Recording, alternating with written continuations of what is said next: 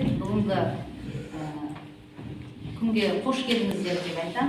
Яғни біздің мектеп нөмір 249 мектеп-лицейдің физика пәнінің мұғалімі Нұрқожаева Айнұрмын.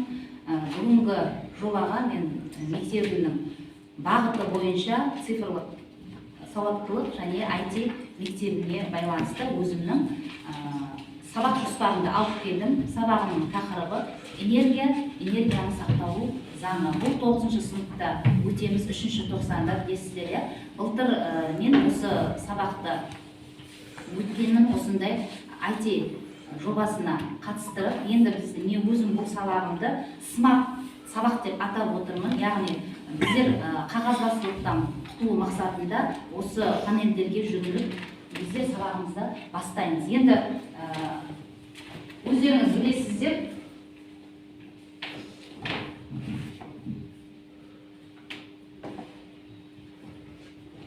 сабақты үй тапсырмасынан бастап Learning Apps деген біздерде Learning Apps деген мынандай приложение бар. Осы приложениеде мен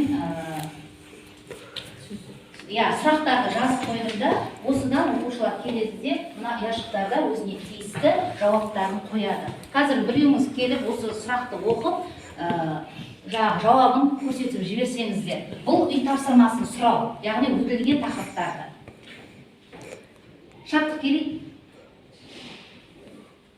Ешқандай қорқыныш жоқ, келіп оқимыз. Күште оның әрекет ету уақытының қорытындысы, яғни мына жерде яшықты басқан кезде жауаптары тұрады, сол жауаптан дұрыс жауабын таңдайды.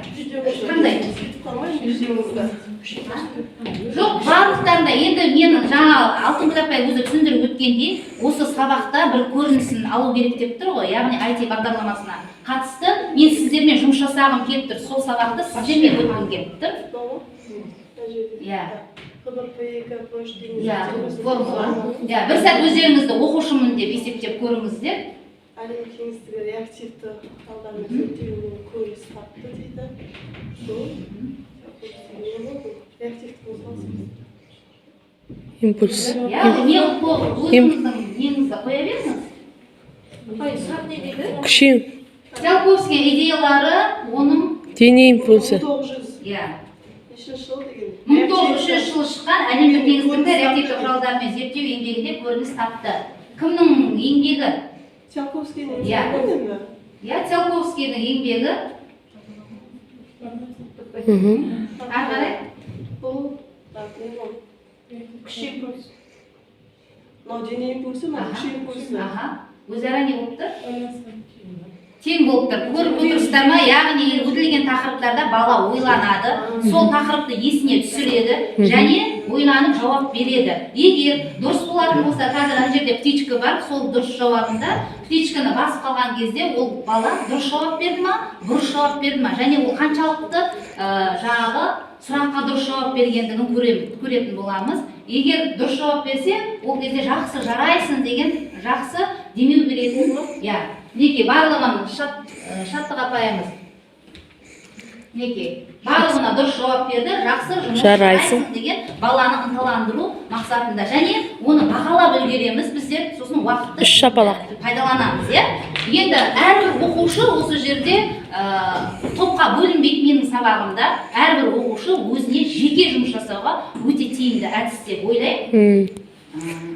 Енді біздерде бұл үй тапсырмасын енді мен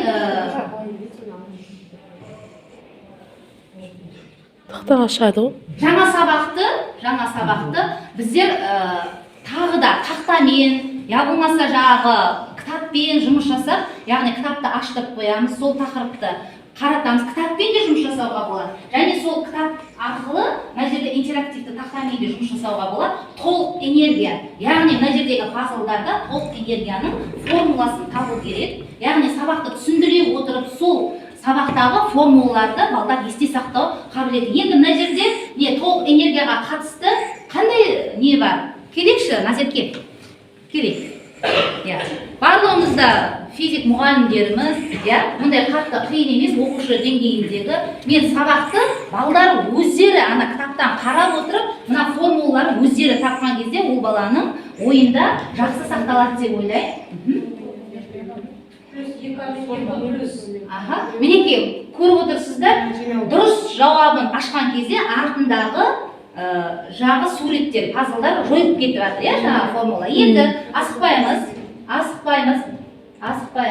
Енді біздерде өзі әртүрлі массасы м дене жер бетінен h1 биіктікте болсын. Яғни оның жылдамдығы бірдей. Жүйенің толық энергиясы осы кезде.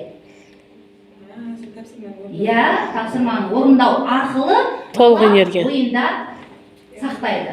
Толық энергия. Тағы да